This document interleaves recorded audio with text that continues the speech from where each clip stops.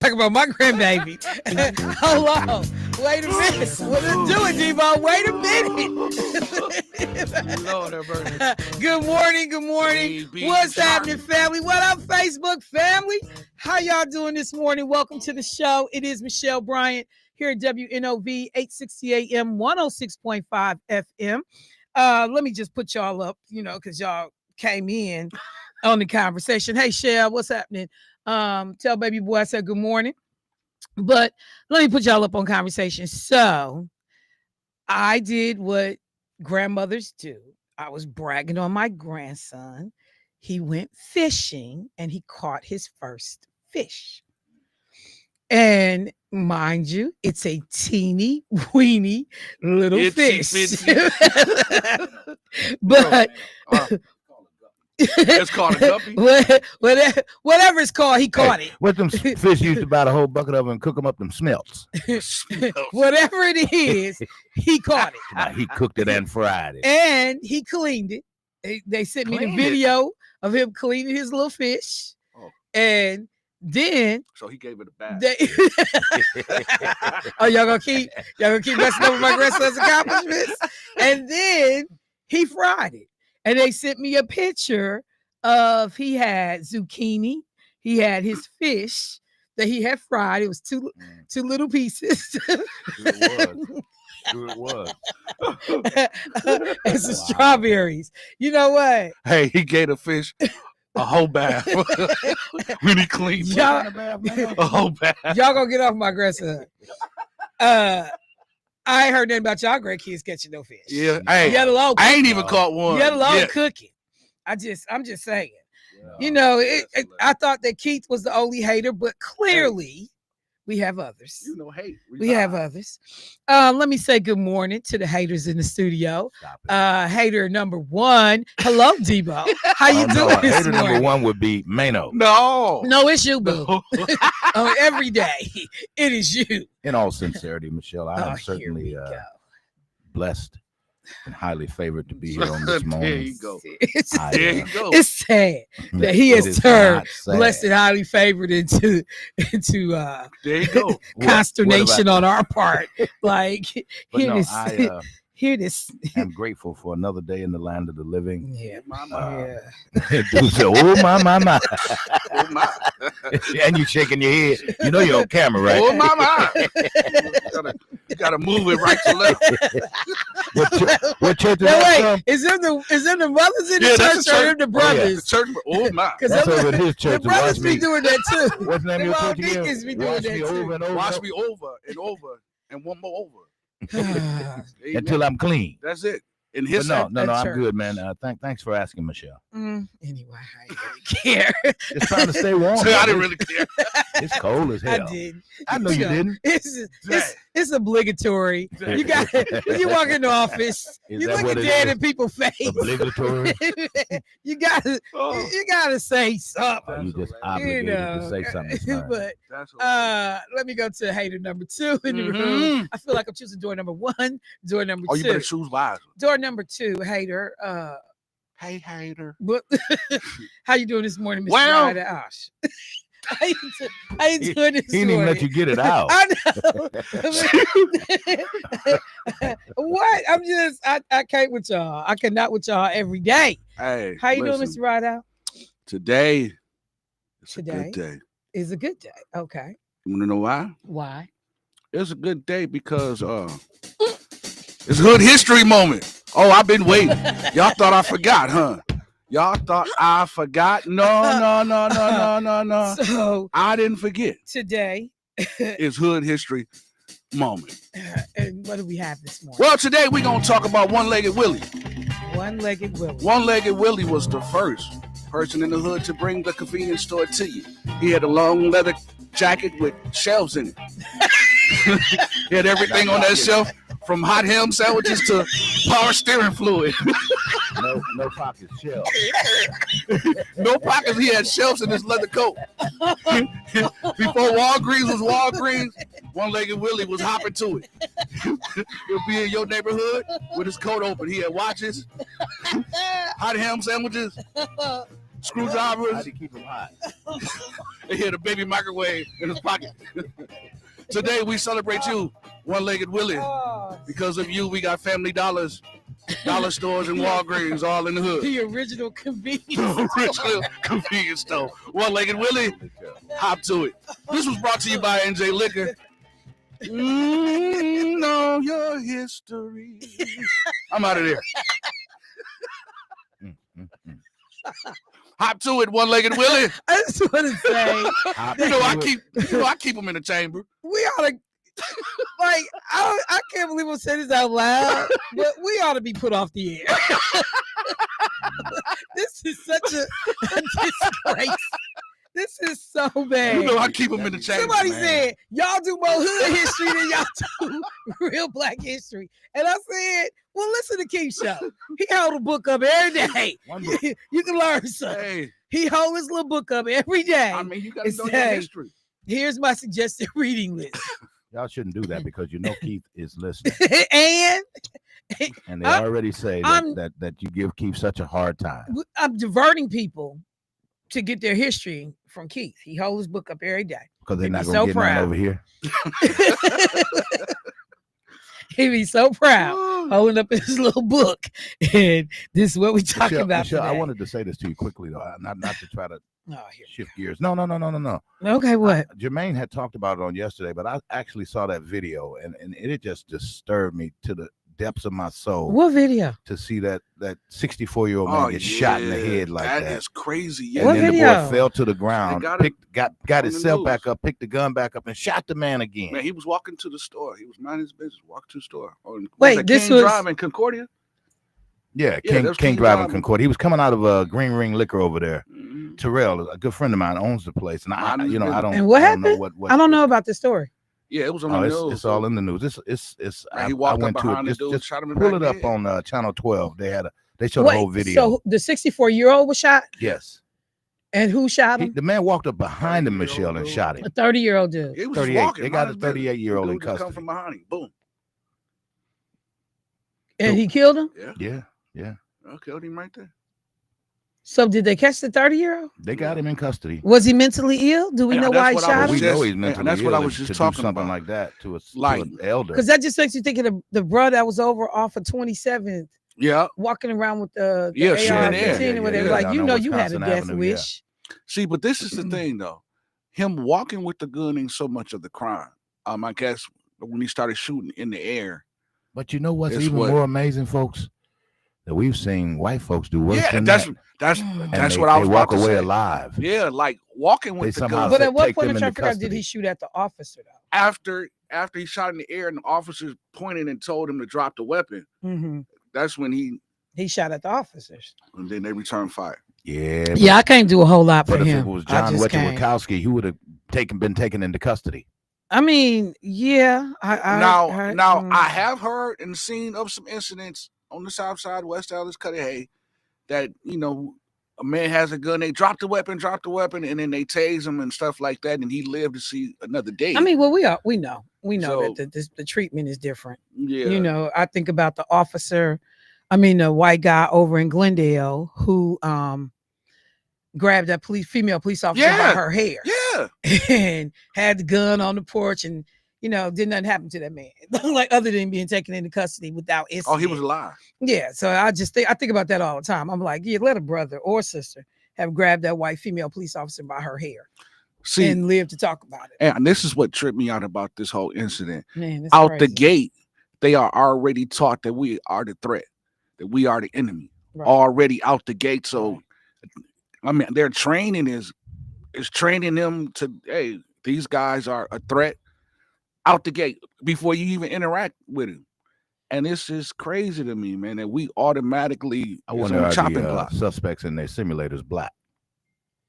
Well, at one time there was, I remember there was this black woman who was a fairly high-ranking black officer. It was in another department in another city, not here in Milwaukee. Mm-hmm.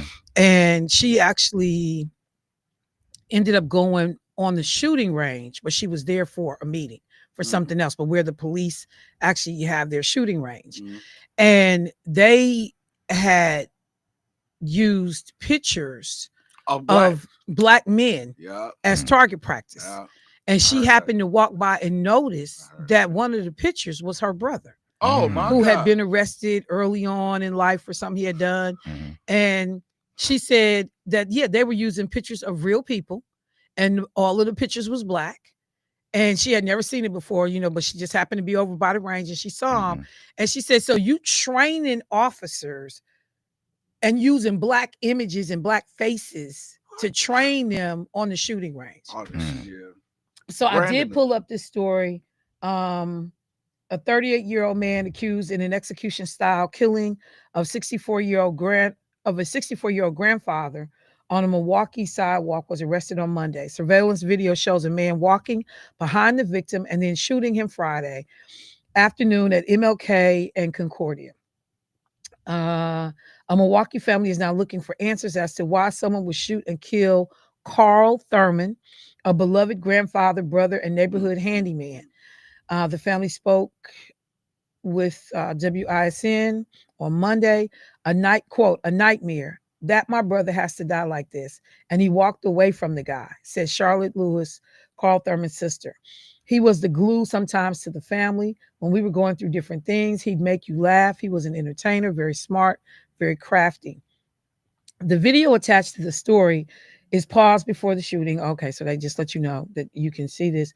A few seconds later, the shooter fell down, got up, and shot Thurman a second time. Wow. So, quote, so everywhere we went, everybody loved him. So to find out that he's murdered, I can't even digest it. Our words are lost because he was so loved, Ashley Mayall, Thurman's niece, said. Police have not shared a motive at this time. The family desperately wants to know the reason someone took his life. Family member said, I need the person that's responsible to answer for what he's done. He needs to know that Carl had family. You may not think so, but he had loved ones that cared for him. He had children, grandchildren that love him, nieces, nephews, sisters, brothers that love him. So, yeah, you got to wonder, like, again, mental health issues. Was this cat drunk? Yeah. Like, why would you do what you did? And it's just a lot. You know, I saw the 15-year-old that was found in the car. Yeah, that's fire. crazy. You know, another crazy thing. And over on 26 and Locust. Yes, you know, and it's just in a burning car. It's like, so it's a lot. It's a lot to keep up with it all. Yeah, it's just a lot. And you know, sad, man. Let's see, we got a caller too. Let's get them in real quick. Hey, caller, what's happening? Hello. Hey, Michelle. Hey, good morning, Eddie. How you doing this morning? I'm doing fine. What you got for me? Have you got a chance to? I know you talked about this yesterday about the MPS surrounding the officers at the MPS school board. Yep. Well, I heard this morning on the news that the judge gave MPS 10 days to come up with the plan. Can you talk about that? I definitely am. I got it on my list of things to talk about this morning, so I'll get right to it, okay? Okay, thank you. All right. You have a good day at work today. You too now. All right. Yeah, family, since he brought it up, let me well, I'll tell you what, let me do a couple things because I got a break coming up in 4 minutes. So I'll wait until the other side of that. Let me do this. Let me remind people today is election day. You need to go vote. It is the primary. Most people, you will only have one thing on your ballot if you live pretty much in the city of Milwaukee, except for the 3rd Aldermanic District. You live in Milwaukee County. Most likely you will only have one thing on your ballot today.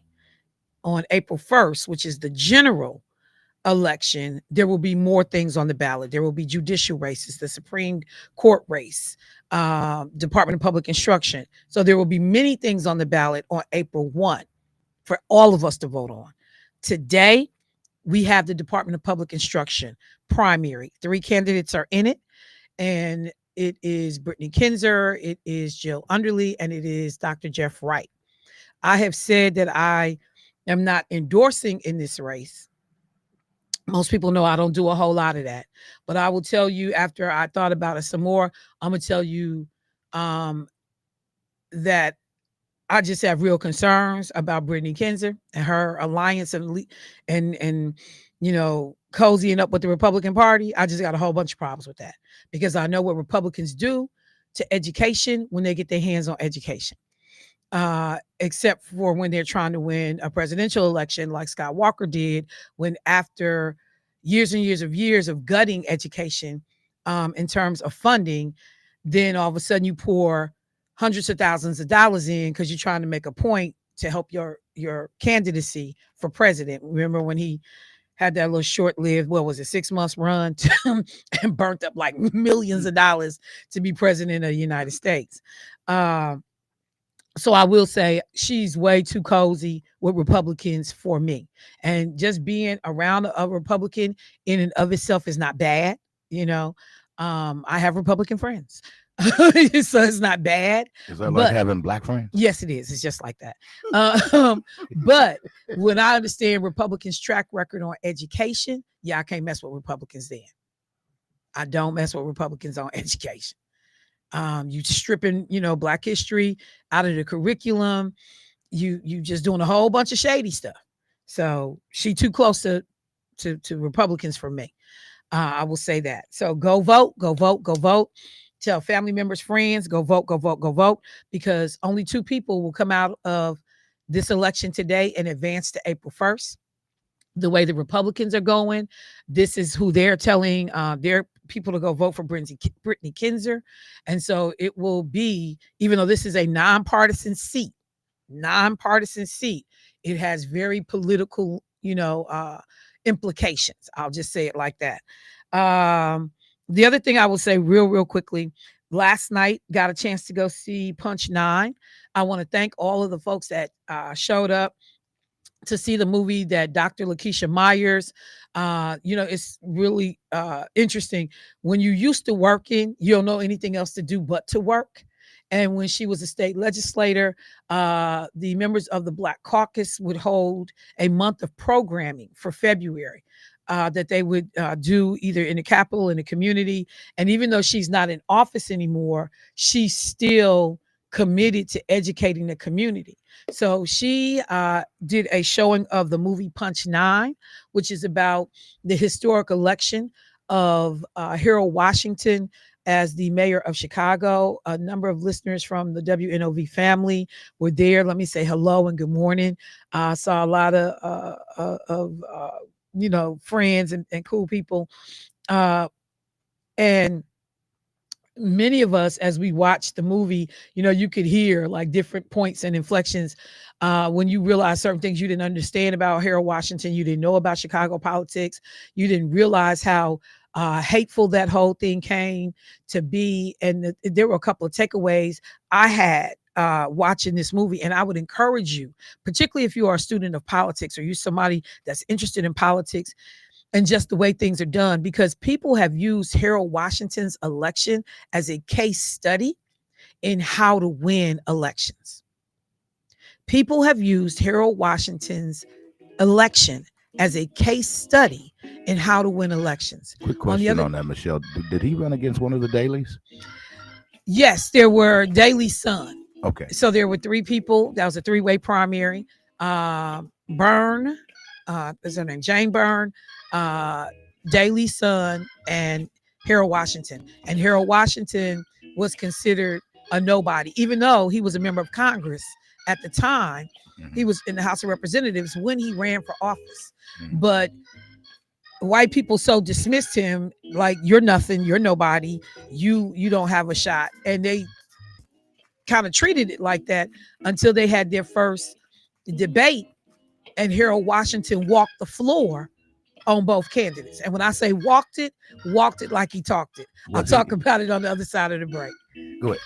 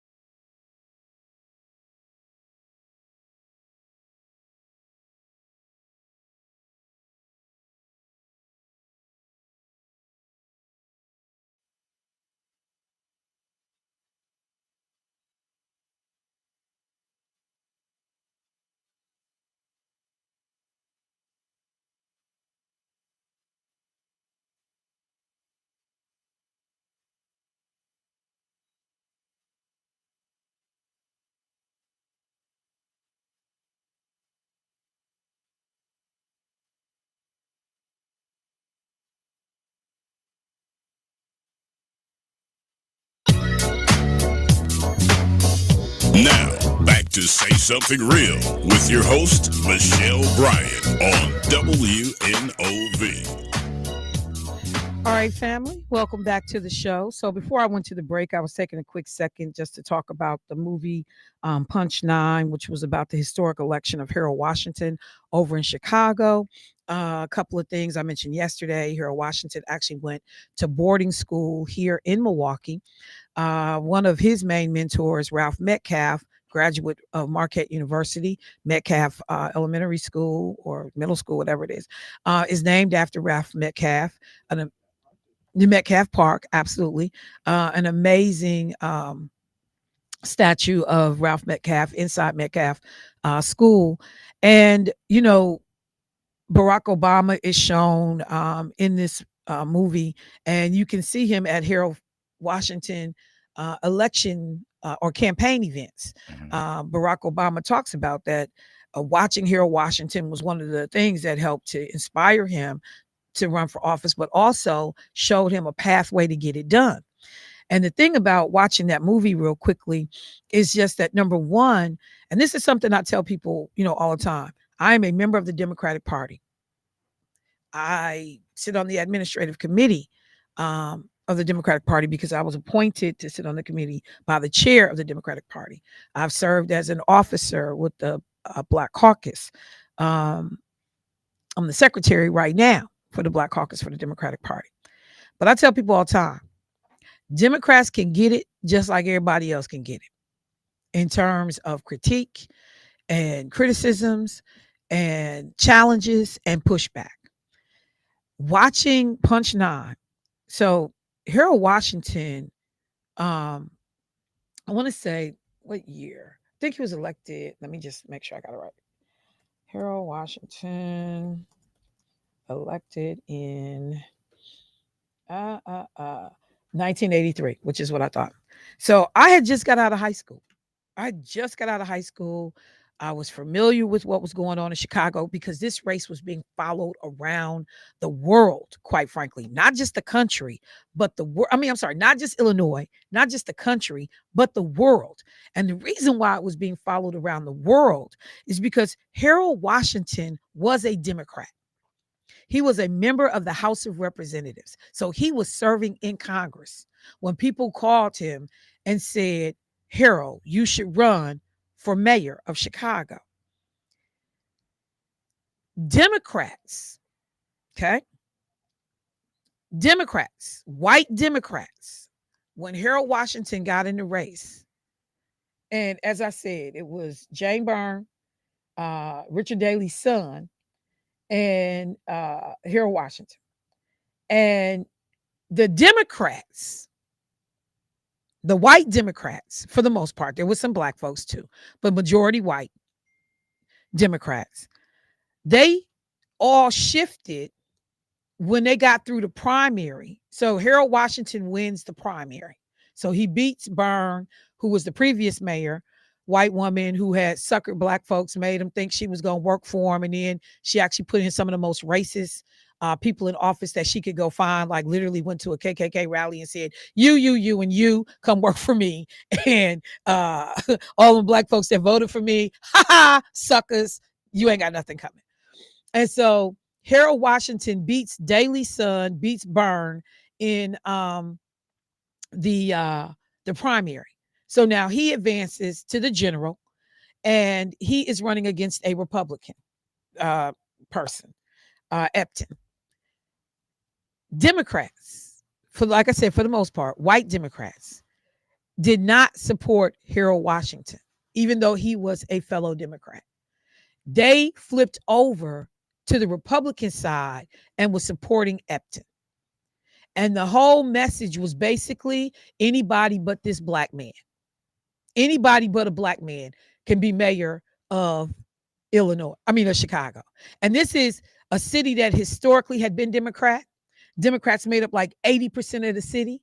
Anytime a Republican ran, it was just to make sure we had, somebody's name on the ballot. They knew they had no shot in hell of winning. When Harold Washington wins the primary, you see the Epton campaign, the Republican guys campaign said we went from 10 volunteers to 1,000 volunteers overnight. And it became completely about race. And they did the watermelon, they did the nigger, they did the big lips. They said he was a thief. They said he was a convict. I mean, they did all of this. They did all of this. And so it became literally, for the most part, us against them.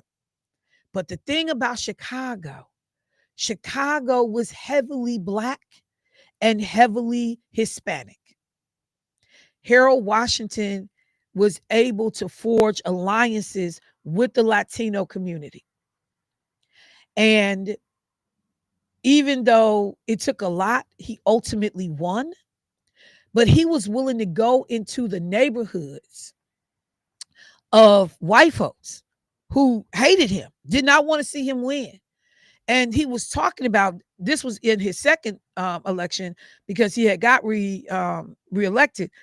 But he was able to go and talk about, this was wrong in your neighborhood. And the people that you voting for allowing you to live crazy and live like that. So when I said there were some takeaways from that movie, one of which is, I always say, I got respect for people that's willing to go where it's hard to go, because that's what real leaders do. And it doesn't matter if I think you like me or if you voted for me, I still have to represent you and serve you. And that's why I look at these weak, flimsy elected officials we got around us now who decide, I don't like you. You might hurt my feelings. You might be mean to me. And so they just act like you don't even exist when they are actually and technically your legislator. You are helping to pay their salary. But they decide, I don't want to talk to you. I don't want to be engaged. Just weak, spineless. How you gonna represent us when you scared to deal with one person? And I watched Harold Washington, who was with the Vice President of the United States, Walter Mondale, and the white crowds that showed up that had many Democrats in the crowd to spit on him and try to harm him and scream at him. And I was like, a lot of these elected officials we had today couldn't even handle it. Couldn't even handle it. You can't even come to a talk to a radio show because you scared somebody ain't gonna like you. Couldn't even handle it, y'all. So that was one thing that I took from that movie. The ability to not just tell people you voting against your own interests. You got to go to their community and show them the crumbling bridge, show them the dilapidated schools, show them the empty properties and the vacant lots and where there's no economic development happening. Show them that the only thing in your town is a damn prison. You got to go where these people are and not be afraid. That was the one thing Harold Washington was a straight G about. Went into the belly of the beast, unafraid. These people we got today, they scared of their own damn shadow. They scared of a talk show host. They scared somebody gonna say something and they not prepared. I couldn't help but think about that. And it's a whole lot to that movie to unpack. I don't have time this morning. But my caller this morning said, Michelle, can you take a second and talk about Milwaukee Public Schools? Yeah, I can. Because we know that there had been a deadline imposed by a judge that said that there was an order or a law passed at the state level that said that 25 police officers have to be placed in Milwaukee Public Schools, even against the wishes of the local board, school board. And it was unfunded. Y'all figure it out. This is going to cost roughly $1.5 million each year, but y'all figure it out.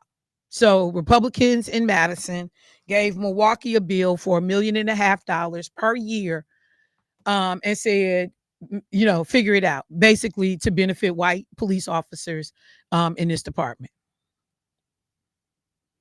So MPS said, hey, we got 33% on it. And,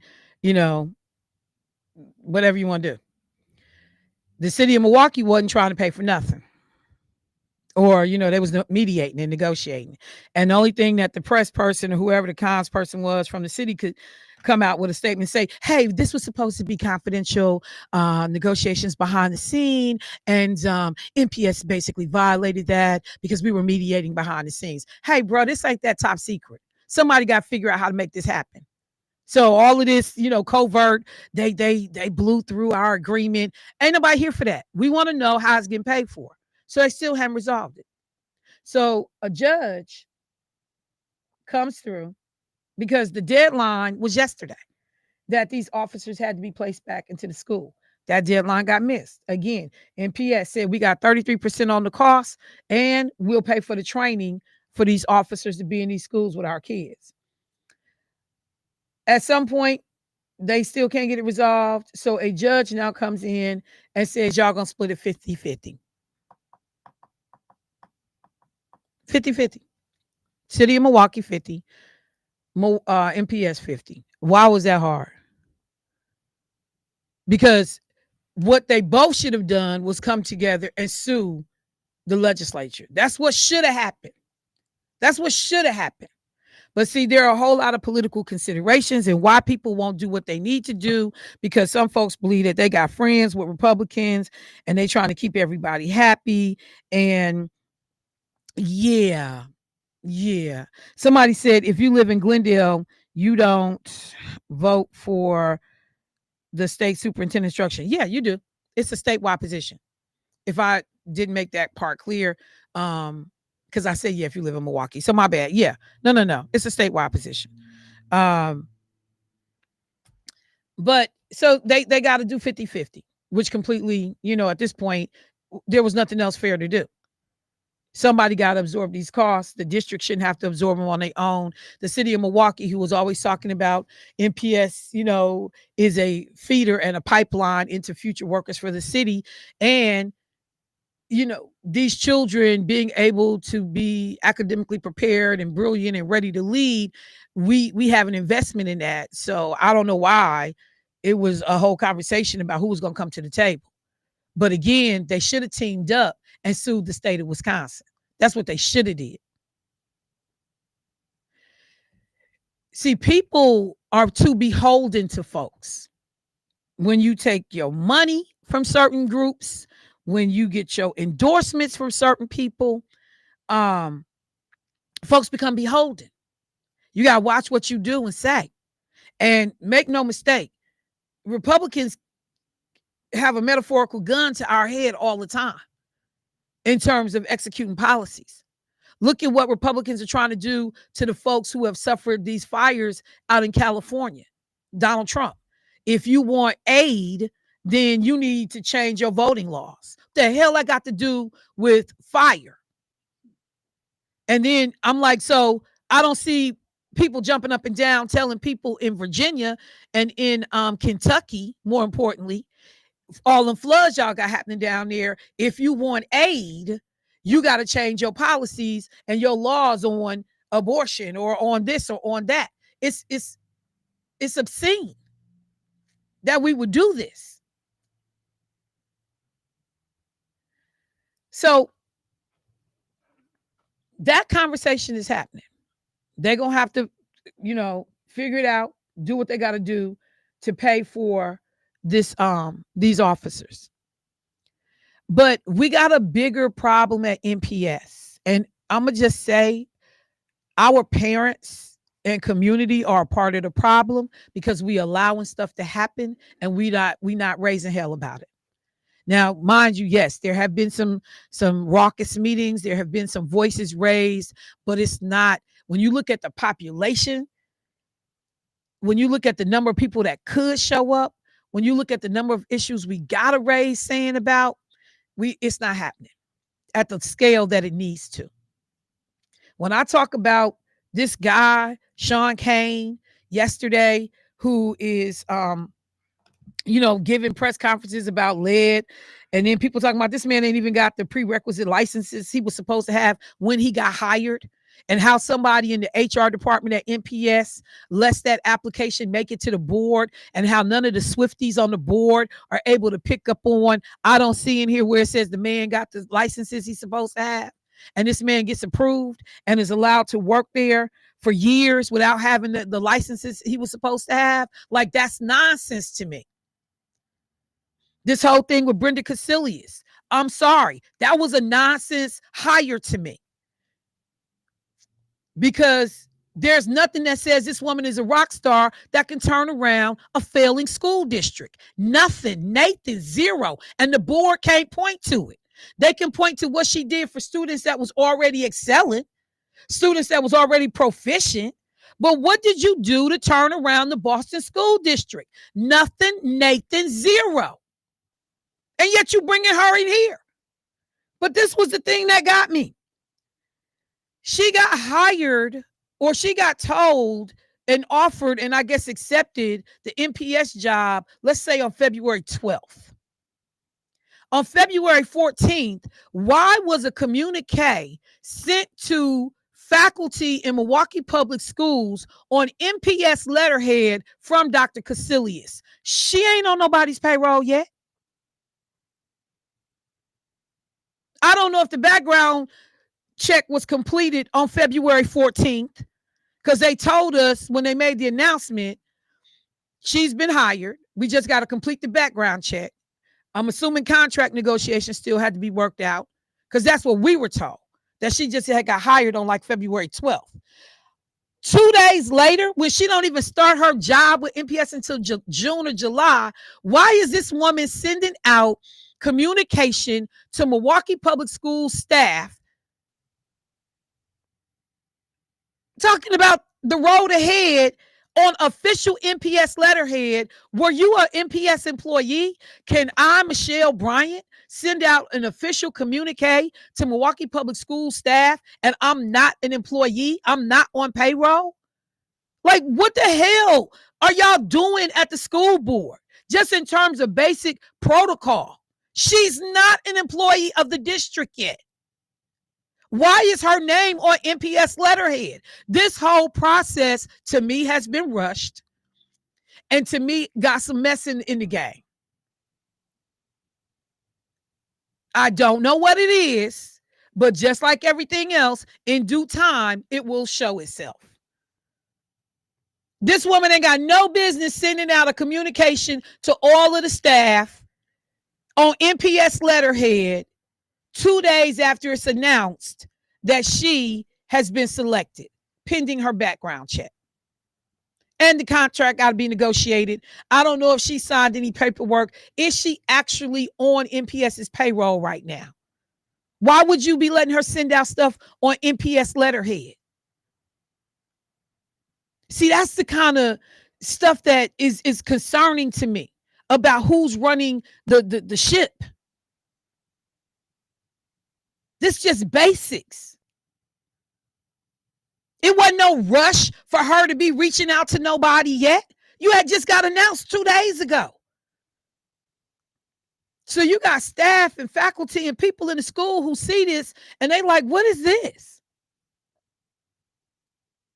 And the fact that Brenda Casilius don't have the judgment to know, too soon. I just got announced, too soon.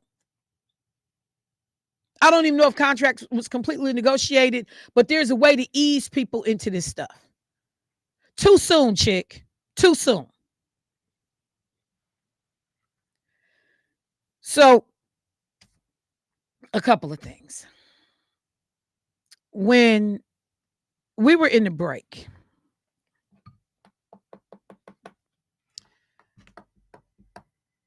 Jermaine had sent me a video that I had not seen about a young African-American male who had gone to a local walk-in clinic to be seen because his allergies were bothering him. The nurse or the receptionist at the clinic said, yeah, you're not going to be able to be seen here. And he said, why? It's a walk-in clinic. And she said, I'm just telling you, you're not going to be able to be seen here. So he wanted to see the person running the clinic because he didn't understand why he wasn't going to be able to be seen. So he ends up meeting with this white doctor. And this white doctor ends up telling him that basically we don't want your kind coming to this clinic.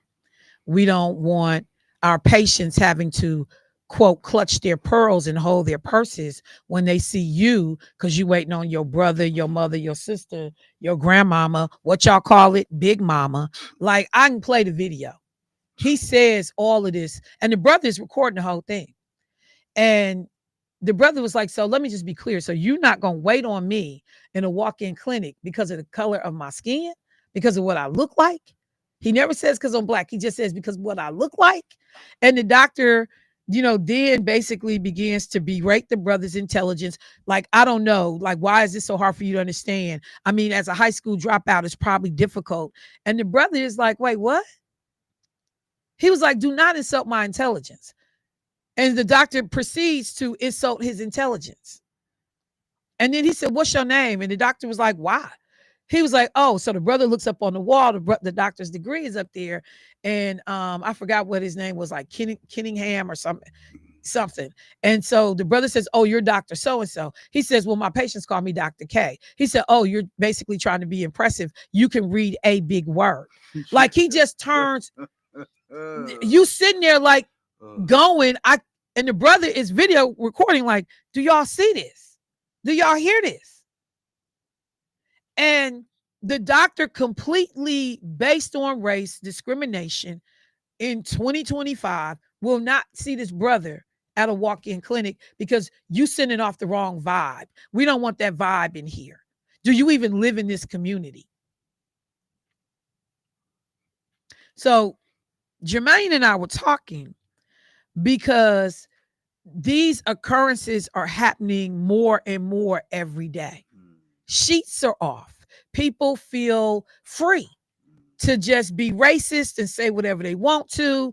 And, I was just talking to somebody else who said they was talking to one of their friends, been on their job for 30 years or some mess, and somebody had the audacity to call them a DEI hire.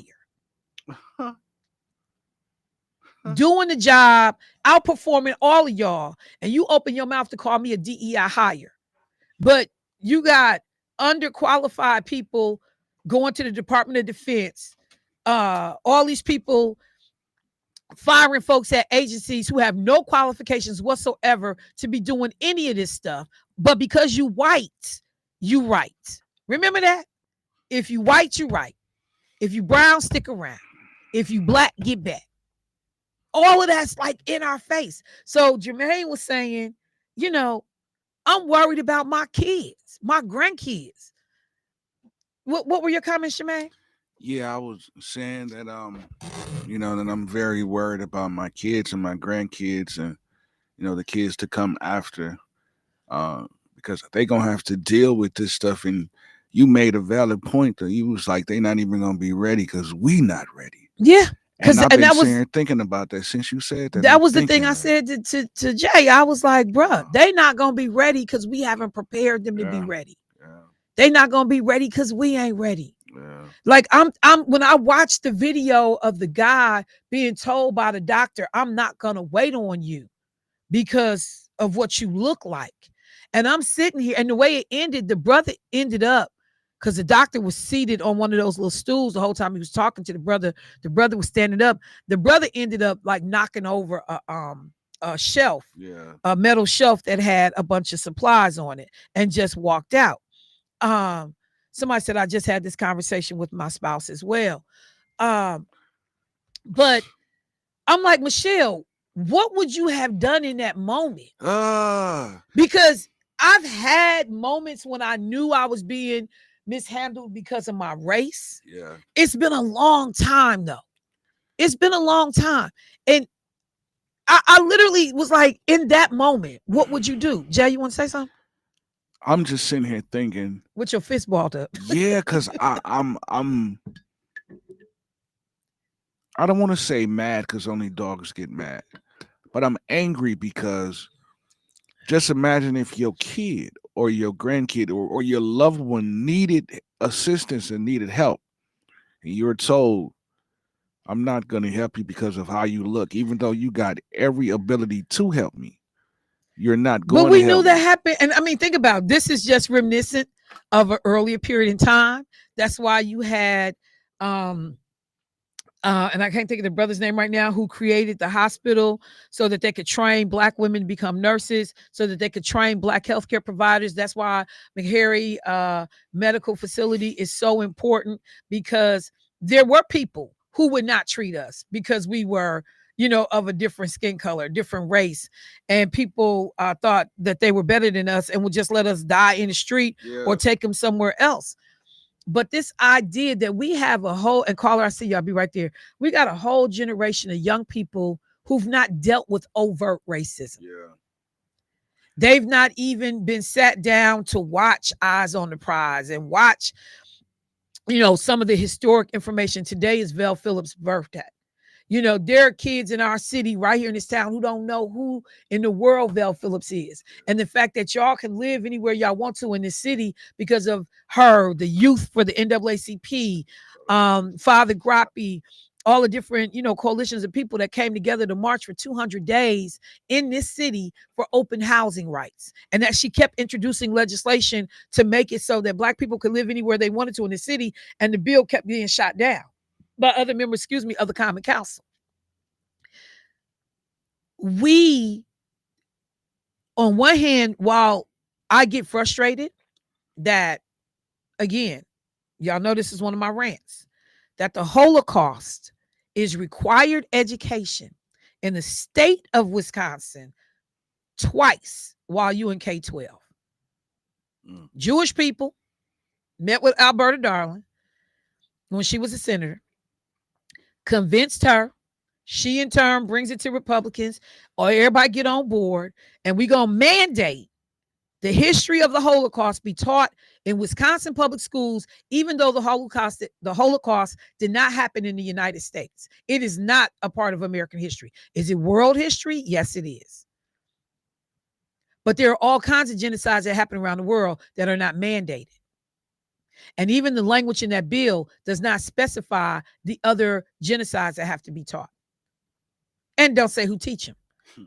So you can have Jewish people trying to teach Black history. Amazing. Make that work. You can, but I'm just saying, if I go in to teach the Holocaust, brows will be raised. Mm-hmm. So we as Black people have not done our due diligence to fight for our history to be taught in these schools, to teach our kids, to have the books in the house, to have the regular sit downs and the conversations, and to help Black kids understand it wasn't always like it is today in terms of the mobility to move around this country freely, and to tell those stories about, why the Green Book was necessary and how unsafe it was, because they understand Trayvon Martin, they understand Eric Gardner and Mike Brown, but that's targeted. They got a little taste of it with George Floyd, but it's still something very different about helping our young people be prepared. That's why I told my son, bruh, whether you ready or not, them conversations about race and helping Atlas understand who he is in this country, those conversations start now. They start at 5. They start at 4. Putting the things around them that they understand who we are and what our role has been in this country and how we have been treated in this country. And people are like, but I don't want them to hate anybody. I don't want them to hate anybody either. But I damn sure need you to understand. I need you to be prepared. I need you not to fold and turn into, a weak pile of nothing the first time you get called out your name, or you realize a microaggression or an overt aggression is happening to you. I need you to be armed with the skills to know how to respond. Because that young brother that was in the doctor's office, he stayed calm. But at the end, he threw that rack over, which could have eventually led to him being arrested. Because you don't went in here and destroyed property in this medical clinic, even though you were being discriminated against. I was just gonna say, he held his composure until he couldn't hold it no more. Exactly. And that's where, as Black people, we've been slapped around, we've been punched to the point that we can't take no more. But this becomes that old debate early on, King, Malcolm, King, and everybody else, nonviolent protests. How do we respond? Yeah. I'm not always about nonviolence. I don't mind. I don't mind getting jiggy. If it's necessary, I just don't mind. I'm gonna just tell you right now. That's why I said I appreciate that God didn't put me in a certain time and era. Oh yeah. But the other thing I also will say is I remember one of the comedians, I don't know if it was Eddie Murphy or somebody else, when black folks say, oh, I couldn't have been Kunta Kinte. And he was like, it was a whole bunch of people said they couldn't have been Kunta Kinte until they was actually Kunta Kinte. You know, so I'm not going to disparage what other people did and how they responded and, you know, be all bad like, oh, it couldn't have been me. It couldn't have been me. Because when somebody's threatening your life or your family's life or your child's life, don't never say what you wouldn't do. I'm trying to tell you. But y'all, we have got to equip our children so that when somebody say something slick, they know how to respond. And the sad thing about it, Shell, is they will face it. Oh, it's coming. It's inevitable at this point. The kids that go play basketball in one of these little schools, I think they was out of Racine, and then they got nigger written in the dirt in front of the locker room. They got nigger written in the locker room. Like, we gotta have these conversations. Y'all gotta take a quick break. Calls, I see y'all on the line. We're gonna get to y'all. Michelle Bryant, WNOV 860 AM 106.5 FM. We'll be right back.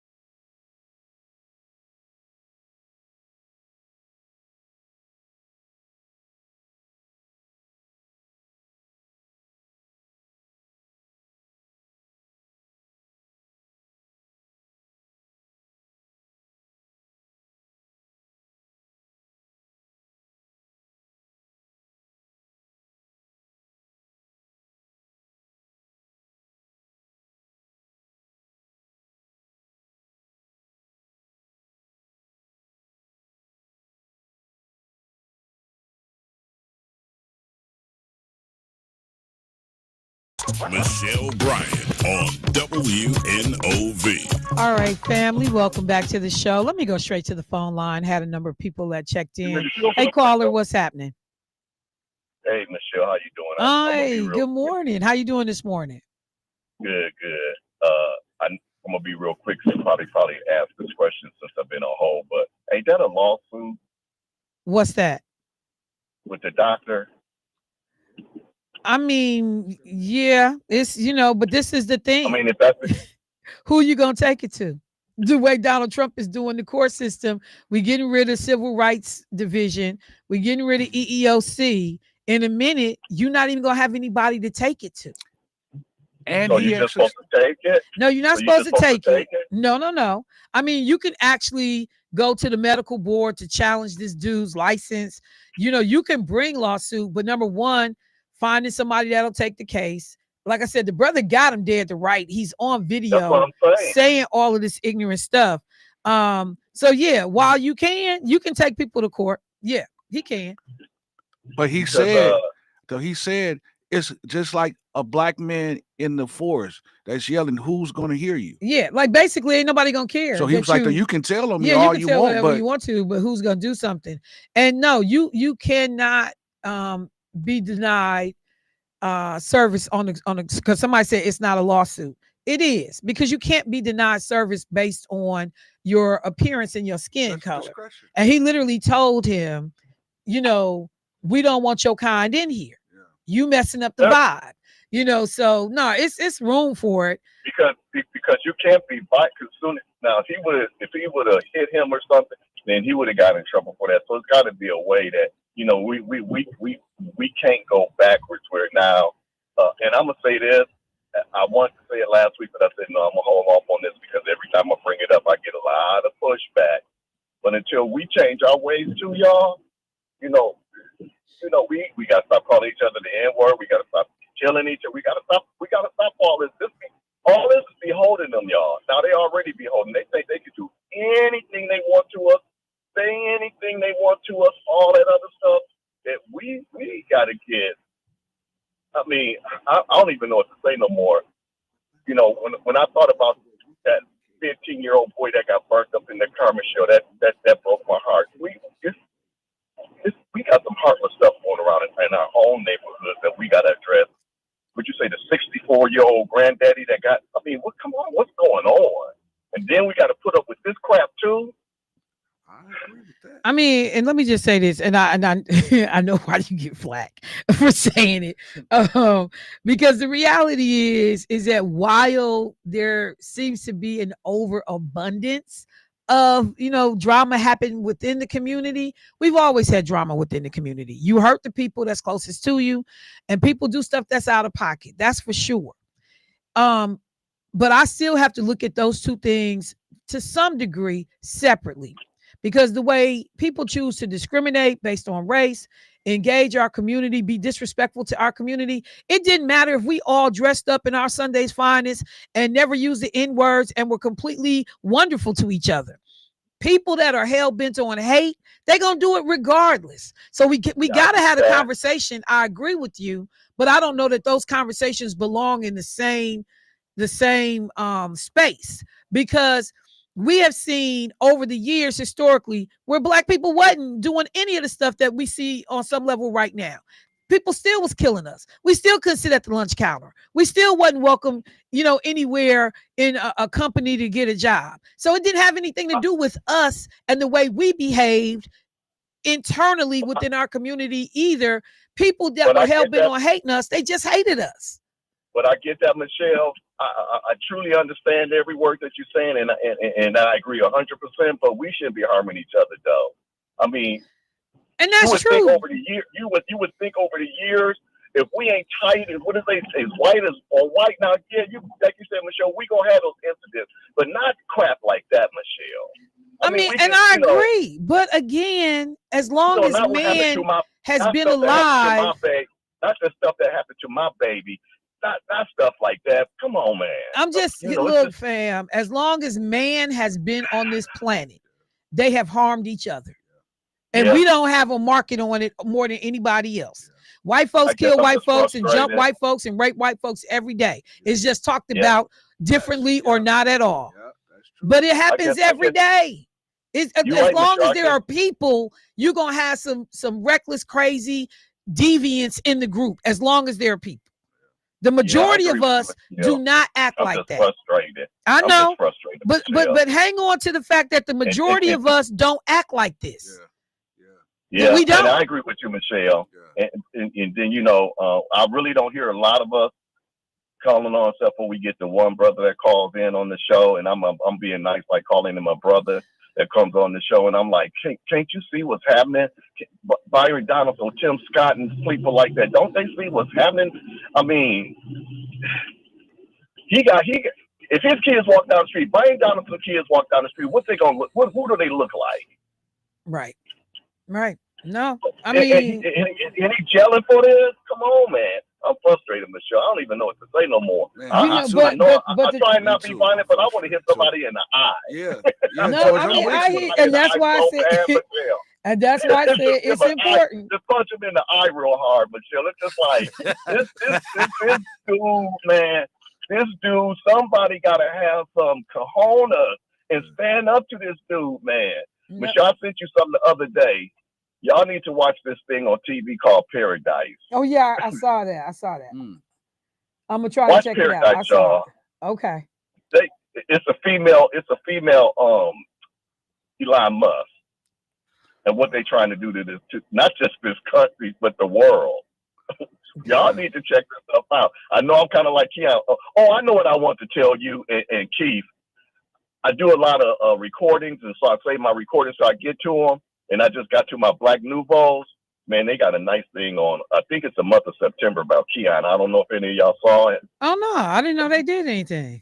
Oh yeah, they got a nice thing on Keon on Black Nouveau. I think it was the month of September. So if you get a chance, I don't know how if you can still go back and see it, but man, it was really nice what they did for Keon. No, I'm definitely gonna go look for it. I hadn't seen it. Thank you for letting us know.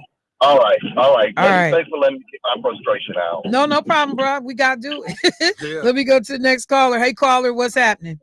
Good morning, Michelle. This is Angela. Good morning, Angela. I know what your topic may be, but you know what? I was just watching the news.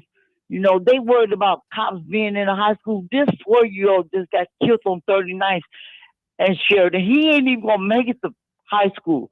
You know, what about our babies? This stuff is hurting my heart, man. Our babies ain't even making it to high school, and you worried about putting cops in high school? The babies ain't making it, man. You know, my heart is heavy for that child. These babies ain't making it. What about the babies? These teenagers, they reckless. They don't even care about the babies. They killing the babies. And y'all worried about the cops getting into high school? What about the grade school babies? That's not making it, man. Help them. Help them so they can get to high school. My heart is so heavy, man, because I'm tired of these babies just getting killed recklessly for no reason. No reason. That baby ain't did nothing. It wasn't asked to be born, but it was here. And now it's gone. And that's not the only baby that does die. Not the only one. But help the babies. Angela, I'm so hurt behind this. It just bothers me so much. I know. And I understand. I think that many of us feel exactly what you are expressing right now. But you know, I will tell you, we got work across the board because the teenagers and the young adults become who they are because the job wasn't done when they were babies. You know, I understand. We got, and this is back to George's call that we just got work to do where we value and respect our lives. You know, I don't know what was going on with these two people that have been arrested. One was, what did they say, 25, and one was 41. So y'all shooting at each other, y'all into it, and this baby gets hit in the crossfire. I'm not sure what happened. And as those details come out, we'll be looking for them. But yes, ma'am, I think that we all are on the same page, or at least many of us, with right where you are and feel it just as deeply as you do. that we shouldn't be having this senseless loss of life in our community. These children aren't even being given a chance. Not at all. And and the sad part is that if you get a chance in terms of not being physically harmed, when we look at the other things around you, whether it's housing, education, employment, you still not going to be given a chance. Like we got a whole bunch of fights that we got to be fight on all these different fronts, and we got to be willing to step up and do that hard work. But we do get to change some of this ourselves. To your point and to George's point, it's certain things that we could stop today if we wanted it stopped. If we wanted violence in our community stopped in terms of on each other or towards each other, we could stop that today. Yes, ma'am.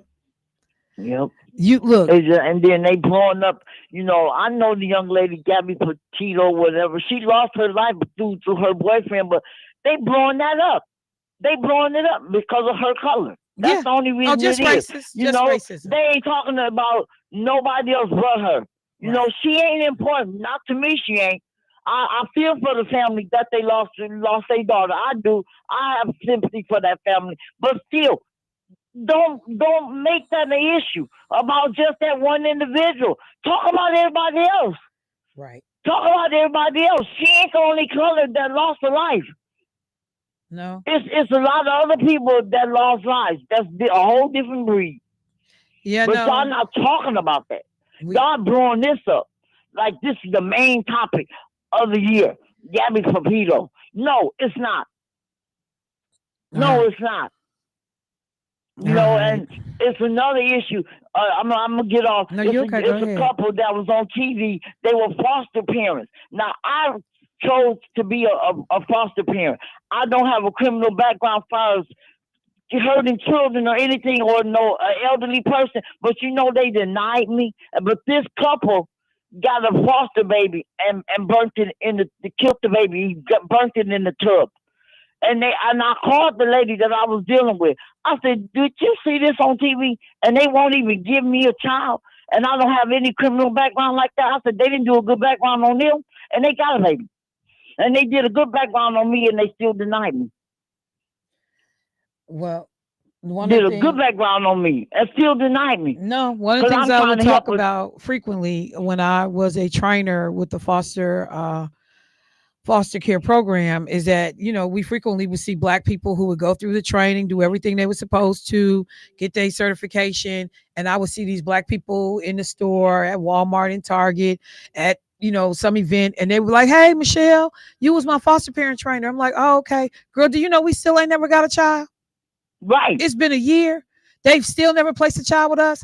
And I would then remember being in the training, and it was a 12-week training, and or 12 class training. And I remember white foster parents coming to me. "Oh, I just wanted to share the great news. We have a new baby, an infant," even though they hadn't finished their training yet.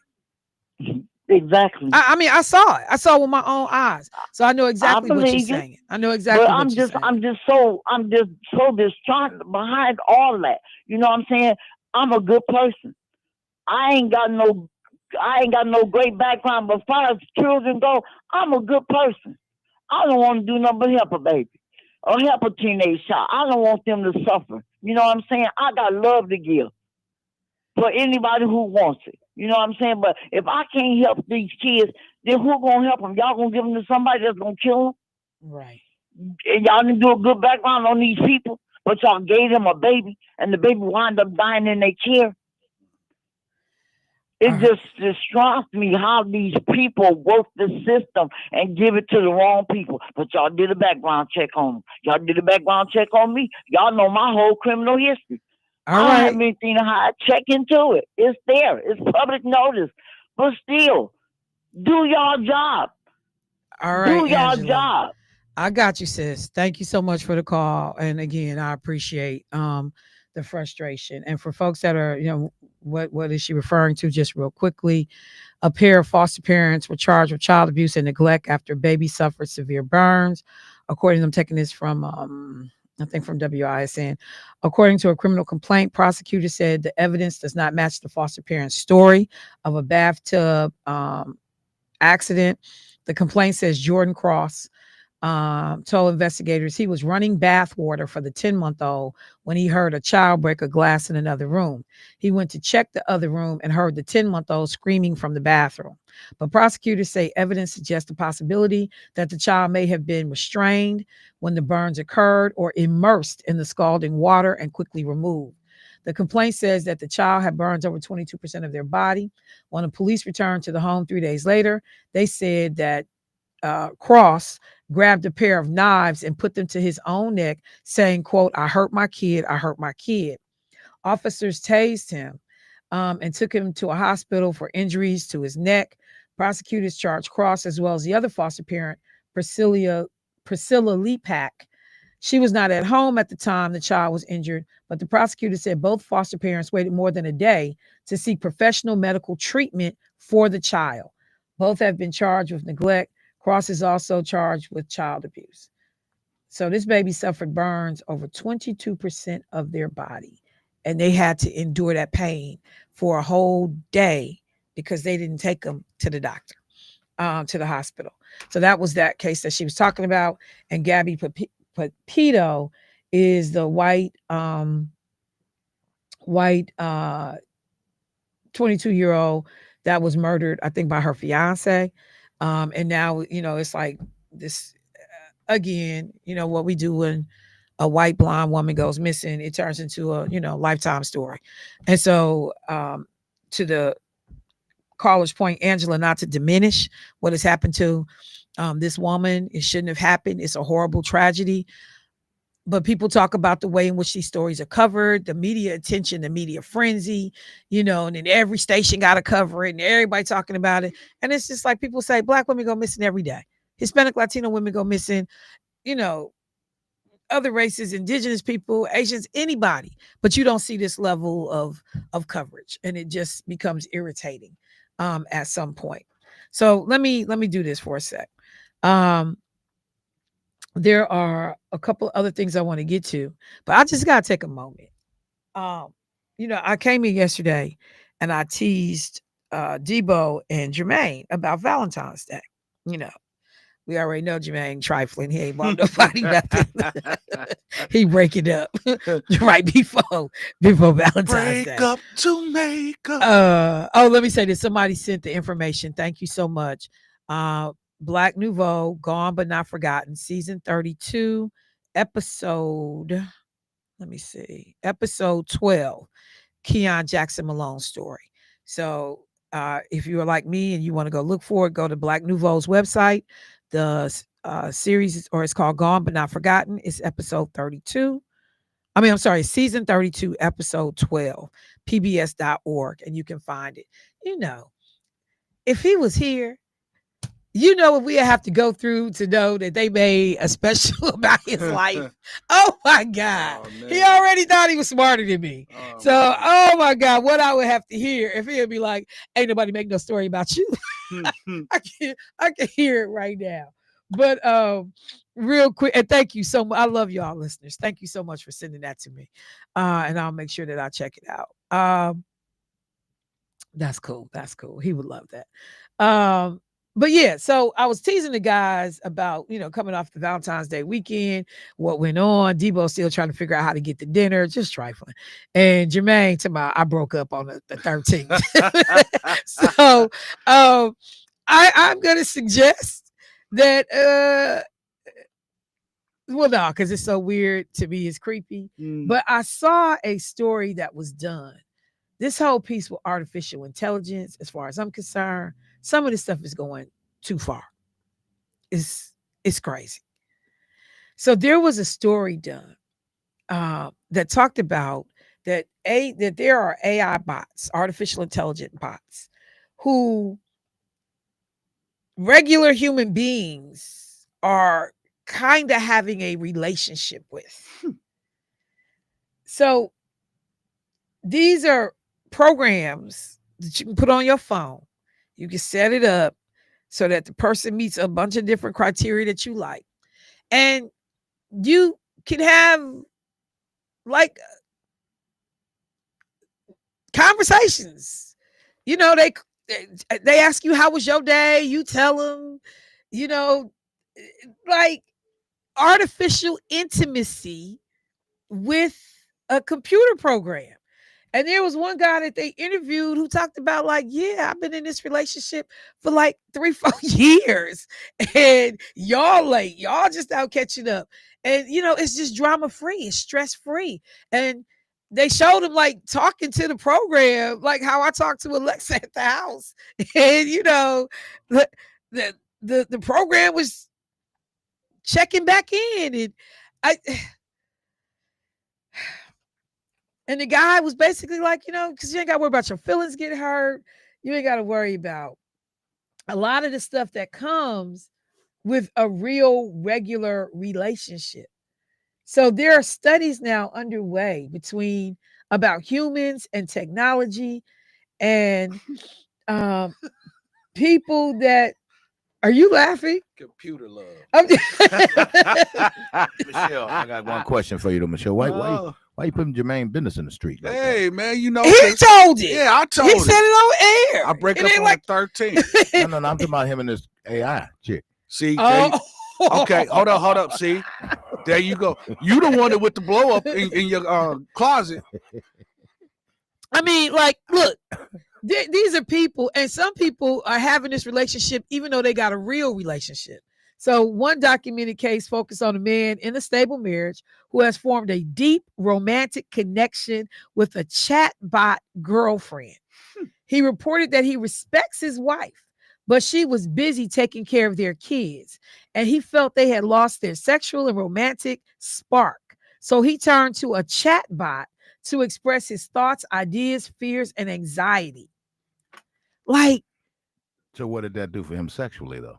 I mean, I don't know. Mentally, it might have did a whole bunch. I don't know.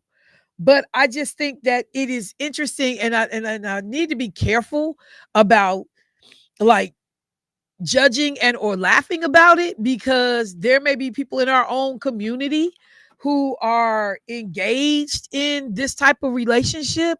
But I just gotta be honest, y'all. I feel sorry to some extent for people, because it's nothing that replaces holding someone's hand or touching someone's face or hugging someone.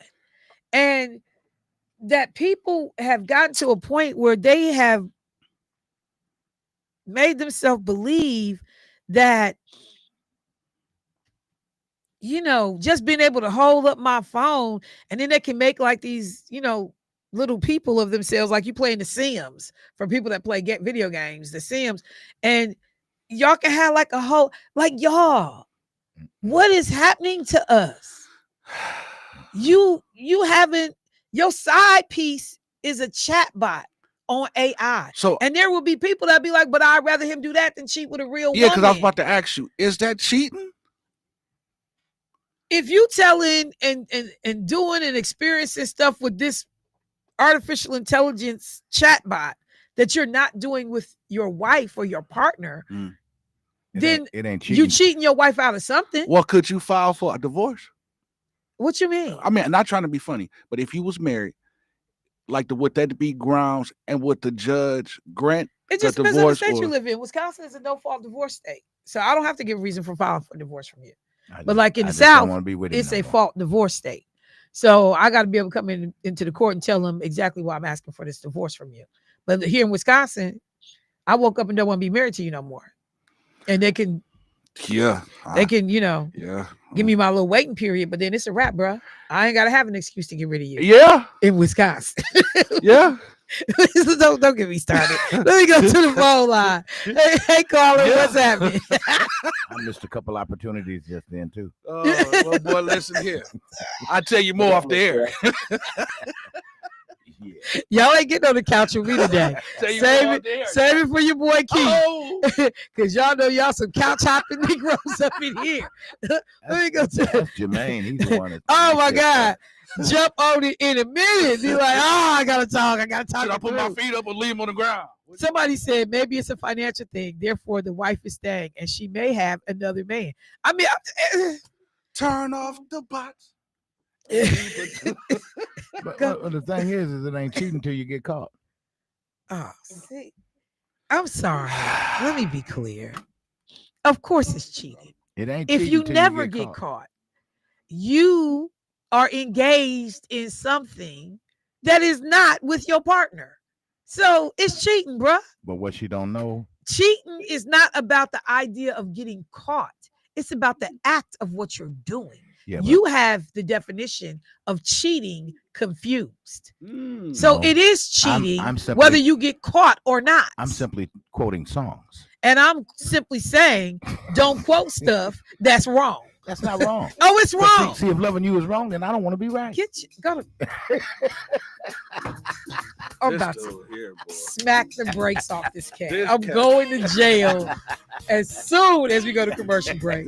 Y'all get my money, get my bail money, because me and this boy about to tear up this studio. I got 5 on it. I'll be right back.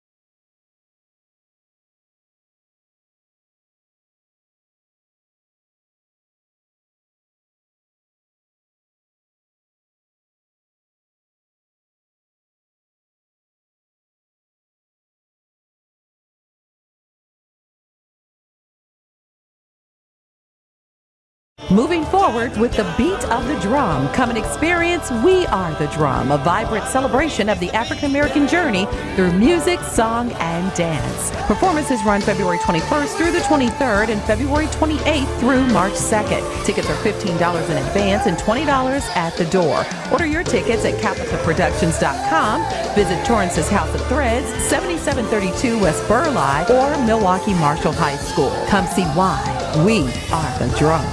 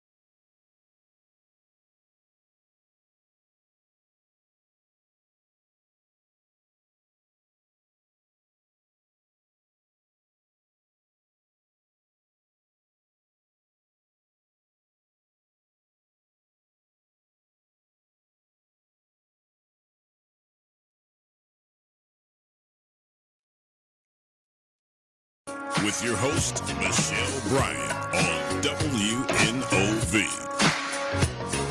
All right, family, welcome back. Got some folks that held through the break. Let's get them in. Hey, caller, what's happening? Hello, Michelle. How you doing this morning? I'm good. How are you? I'm doing real good. You and the other hosts in the studio. You know, Moving if forward. there was a law against having fun, y'all been incarcerated a long time ago because y'all having a little too much fun for me. I can't stand it. Okay, putting all jokes aside, I was strolling on Facebook the other morning, about 2 days ago, and they had this, was it Elon Musk, whatever his name is, standing in the White House next to Trump, and he was sitting down, and this Musk character had his boy on his shoulder, you know, and they had people in there interviewing this Musk character, and he was saying that, you know, I'm the head of everything, you know. Trump has to do what I say because I run things around here, and he put his son down on the ground on the floor, and he said, like, you know, if even Trump having a speech, I can interrupt him. I can even have my son interrupt him, even if he was before people. I have the authority to do this. And I was thinking, like, my God. Okay, well, that's Mm-hmm. that was some people's interpretation. That's not exactly how it went. The purpose of them, according to them, both being there was to show that Trump, in fact, was still in charge and was calling the shots, even though, yeah, good luck with that. But it was, it was, people certainly could take away a lot from it. The fact that Elon Musk is actually doing a press conference from the Oval Office, like, who does that? The fact that you got your 4-year-old child, as a part of this whole thing up on your shoulders at one time, the complete level of disrespect and the decorum that's afforded to something so important, as you are talking about people losing their jobs and changes to the government in a way that is unprecedented. So some things were not directly said, but certainly inferred or implied. I agree with you. Mm-hmm. It seems like, you know, they're giving this guy a position like he's a god. Yes, they have, and hopefully the courts are going to have to determine exactly how far they can go. Thank you, bro. I appreciate the call. Got another caller. Thank you. Let me get them real quick, and then I got to take another quick break, y'all. Hey, caller, what's happening? Hey, good morning to you. Good morning. Yeah, I was just listening to you. You were talking about electronic dials and things. There was a Chinese guy that was, I think, put in jail trying to marry his dial. But listen, the reason why I called is because women. Here goes again. It's a problem when a man decides to buy a toy, but women got whole shows. They got whole platforms where they sell these vibrating gadgets, you know, and it's nothing said. But when a guy goes, like one woman got into the metaverse world about a year or so ago when they came out with these things that you put on your eyes and you can get into the metaphor, and she got raped. So she trying to sue the people that invented, that has this metaphor thing where you put this thing on, because she was raped in the metaphor. So why is it a problem when a man go get him a gadget, but women got whole gadget stores and they sit around and they toy around in themselves and it's acceptable? But when a man decides to do it, it's a problem. He get attention on the radio. Okay, well, look, I gotta go. I got a break, but I'll address it on the other side of the break. Yeah. All right, y'all. Let me take a quick break. I'll be right back.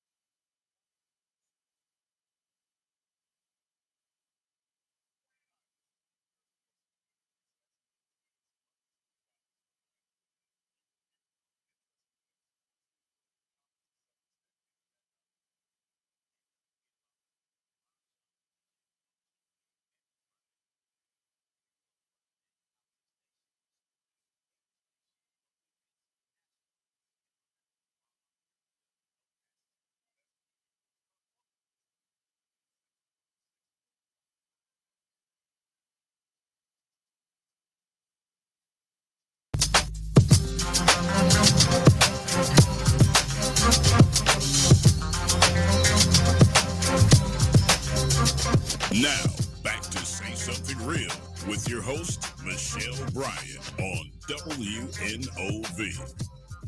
All right, family, welcome back to the show. So before I went to the break, we had a caller, none other than Meech, who was, doing what he do best, questioning women, women. Now I got too many rights, women. And so Meech brought up a case that actually happened last year, in which a young woman, I shouldn't say young woman, in which a teenager, she was either 16 or 15, was engaging in a video space.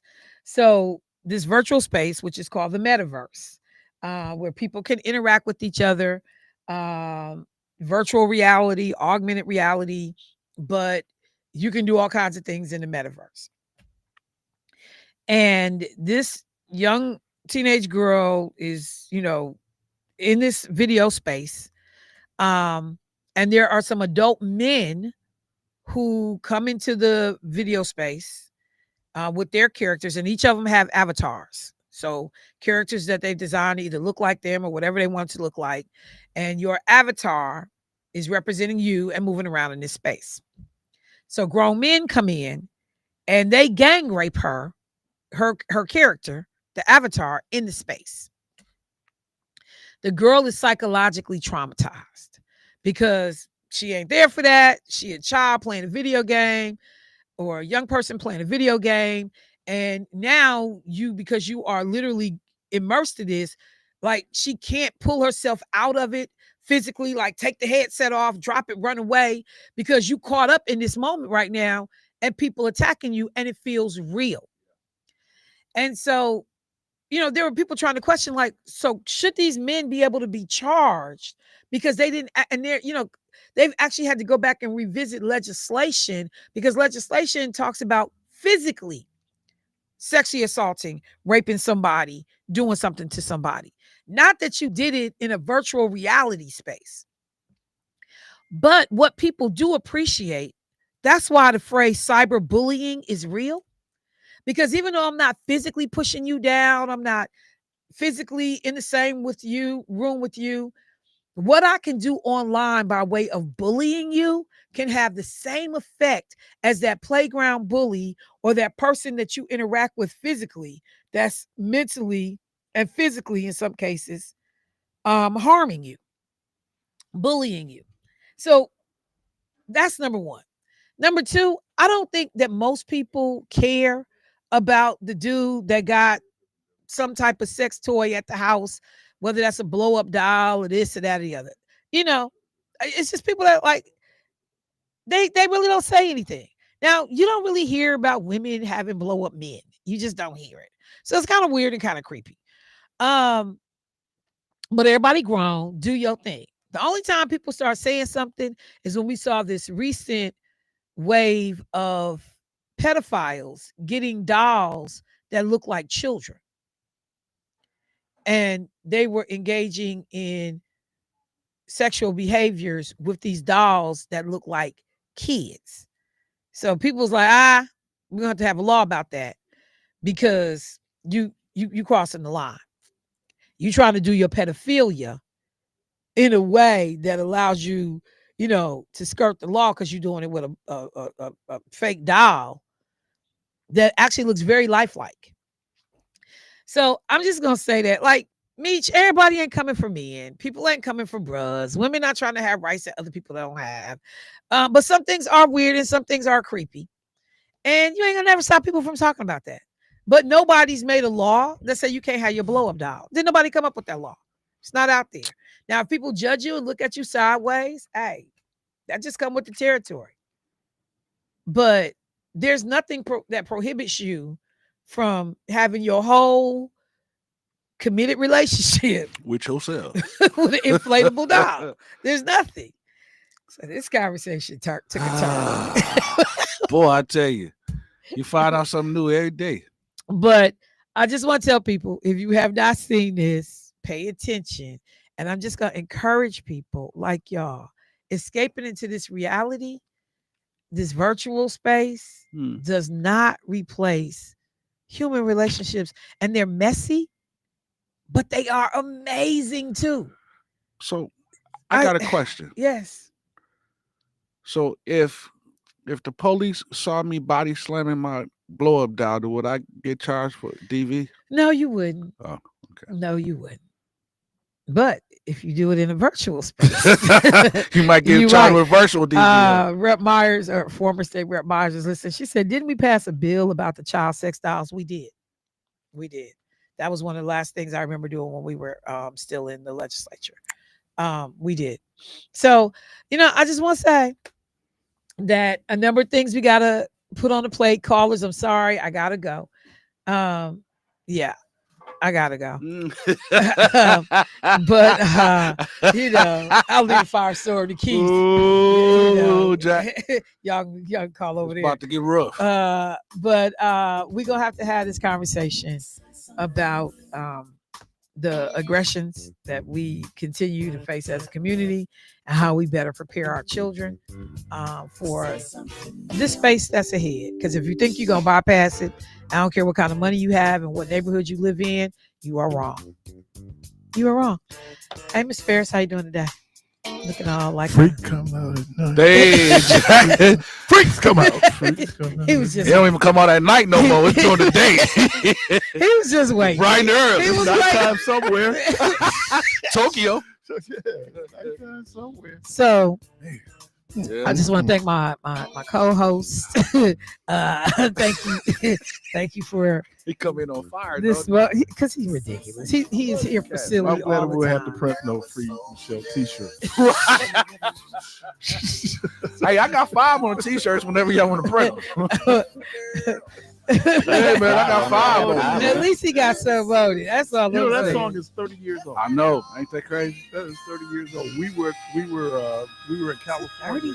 30 years. We were in California for our honeymoon, and we drove from San Francisco down to Monterey, and that song was playing. It was in rotation. Yeah. I got 5 on Loonies, baby. All right. Well, I'm getting ready to go. It has been nothing short of ridiculous. Thank you for this moment in hood history. One-legged Willie. That's it, Jack. That's the only reason he come in here. So he can sing that. Y'all, we gotta go. Peace.